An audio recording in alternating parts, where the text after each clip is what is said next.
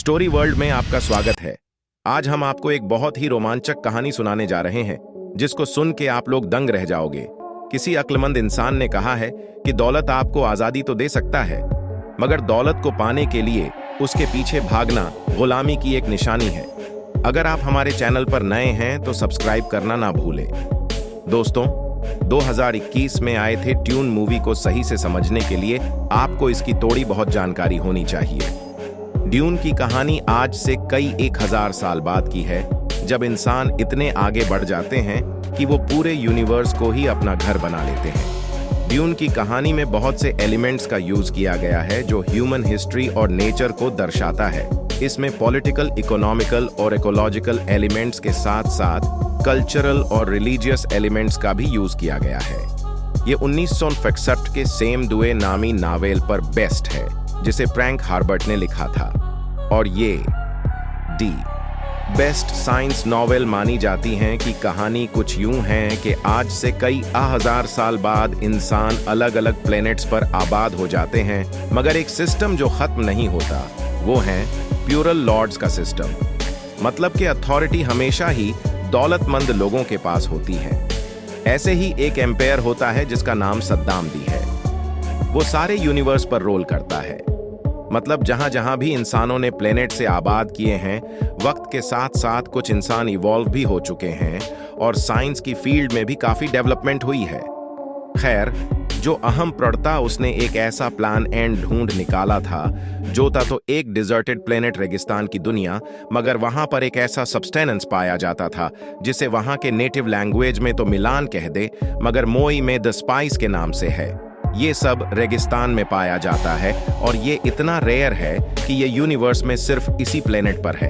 ये सब्सटेंस की खासियत ये है कि ये स्पेस ट्रैवल में इस्तेमाल होता है। इस सेंटर स्टेलर ट्रैवल करना है तो जितना ज्यादा ये लोग यूनिवर्स को एक्सप्लोर करेंगे, इतना ही ये ताकत पर होते जाएंगे। तो स्पाइस को पाने के लिए बहुत लड़ाइयां हुई हैं। अब से नीचे कुछ फ्यूडल फैमिलीज भी थी, ऐसी फैमिलीज जिनके पास अपनी आर्मी होती थी और प्लेनेट में उनका अपना ही होता था। तो ऐसी ही दो बड़ी फ्यूडल फैमिलीज थी। एक तरफ थे द हाउस ऑफ हरकनेन और दूसरी तरफ दहाउ पटरीडीज अभेम्प्रट ने पिछले 80 साल से अराकस का कंट्रोल द हाउस ऑफ बाहर कौन इनको दिया था। वो वहां रेगिस्तान में अपनी बड़ी बड़ी मशीनरियां चलाते, यानी हार्वेस्टर्स, और रेगिस्तान में स्पाइस को कलेक्ट कर दे और आगे वो उसे एम्पेरो और बाकी एम्पायर को भेज दे। मगर ये काम आसान नहीं था। इस प्लेनेट पर 3 बड़े खतरे थे।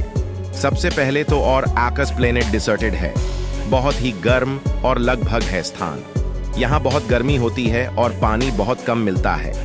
यहाँ पर अगर सरवाइव करना है तो किसी से प्लेस में, और अगर बाहर जाना है तो इसके लिए एक स्पेशल सूट है जो इंसान के पसीने और बाकी फ्लूइड्स को फिल्टर करके पानी बनाता है और वो उसे दोबारा इस्तेमाल कर सकता है पीने के लिए, तभी वो अराकस पर जिंदा रहेगा।